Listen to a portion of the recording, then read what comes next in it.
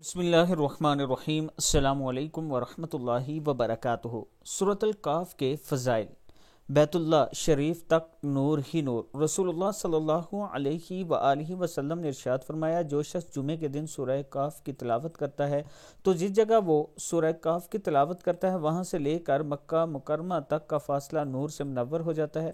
رسول اللہ صلی اللہ علیہ وآلہ وسلم نے ارشاد فرمایا، جو شخص جمعے کے دن یہ سورہ پڑھتا ہے یا اس کی تلاوت کرتا ہے تو اس کے لیے دوسرے جمعے تک نور جگمگاتا رہتا ہے۔ رسول اللہ صلی اللہ علیہ وآلہ وسلم نے ارشاد فرمایا، جو شخص جمعے کے دن سورہ کہف کو ایسے ہی پڑھے جیسے کہ وہ اتاری گئی، یعنی تجوید کے ساتھ اچھے انداز میں، اور پھر وہ دجال کو پالے تو دجال اس پر مسلط نہیں ہوگا۔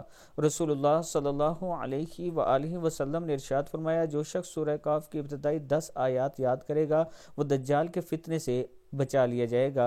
اور پھر رسول اللہ صلی اللہ علیہ وآلہ وسلم نے ارشاد فرمایا، جس شخص نے سورہ کہف کی آخری 10 آیات یاد کر لی پھر دجال نکل آیا تو دجال اس پر غالب نہیں آئے گا یا غلبہ نہیں پا سکتا۔